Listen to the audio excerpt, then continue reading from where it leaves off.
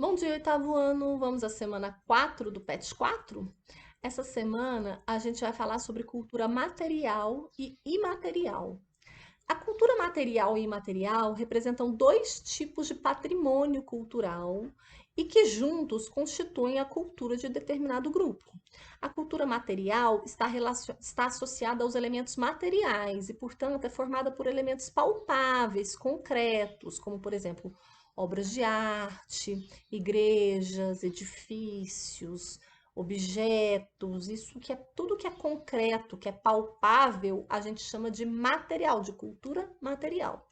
E já a cultura imaterial está relacionada com elementos espirituais ou abstratos, por exemplo, os saberes e os modos de fazer. Então, como cultura imaterial, a gente tem aquilo que não é concreto. Por exemplo, uma receita, um modo de fazer um queijo, uma dança típica, a capoeira, vamos supor, também é uma cultura imaterial, porque não é palpável, não é concreto. Ambas possuem aspectos simbólicos, posto que carregam a herança cultural de determinado povo, ao mesmo tempo que promovem sua identidade. E aí aqui fala um pouquinho sobre a cultura material, como eu falei, que podem ser edifícios, objetos artísticos, igrejas, quadros, obras de arte, né? Tudo que é palpável. E aí divide no que é bens móveis e bens imóveis. E depois fala sobre cultura imaterial, que é essa associada a hábitos, a comportamentos e a costumes, né? Que é formada por elementos abstratos, como por exemplo danças, músicas, poesias, rituais, né? Cultura material e imaterial brasileira. Nosso país possui uma imensa diversidade cultural, ou seja, cada região do país apresenta diversas características culturais e históricas próprias. Isso faz com que o Brasil abrigue muitos elementos pertencentes ao patrimônio cultural material e imaterial. Então, aqui dá alguns exemplos para a gente do nosso patrimônio material.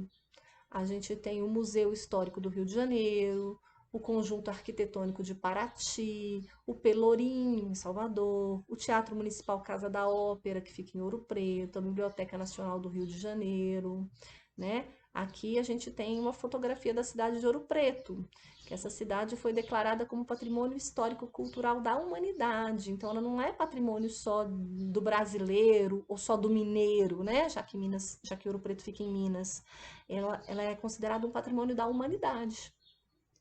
E como cultura imaterial, patrimônio cultural imaterial, a gente tem a festa do Círio de Nazaré, que é lá no Pará, o nosso carnaval, o samba de roda, o frevo, a capoeira, o nosso queijo mineiro, o queijo Minas, né? E agora mostra o que você aprendeu e responda. Número 1, escreva com suas palavras o que é cultura material. 2, quais são as principais características da cultura imaterial? Cite exemplos. 3, com base no texto e em seus conhecimentos, explique com suas palavras por que é importante preservar, cuidar e promover nossos patrimônios culturais imateriais e materiais. Então, por que é importante cuidar e preservar, não deixar de ser destruído? Número 4. Agora que você já conhece o que é patrimônio e quais são suas características, vamos produzir? Faça uma produção de texto em que você vai dizer sobre sua cidade, sobre os patrimônios que existem na sua cidade e região. Lembre-se de dizer sobre os patrimônios materiais e imateriais. Então, será que a gente tem patrimônio material aqui em Uberlândia? A gente tem algumas casas antigas. Vou dar uma dica. Se vocês entrarem no site da Prefeitura de Uberlândia, lá vai ter na parte de cultura um lugar que fala sobre todos os patrimônios, os materiais e os imateriais da nossa cidade, né? Quais são as casas aqui de Uberlândia que são tombadas pelo patrimônio? Quais são as celebrações, as festas, as coisas que a gente tem aqui que também são reconhecidas como patrimônio imaterial? Dá uma olhadinha lá, tem muita coisa legal. Só isso, bons estudos e até semana que vem.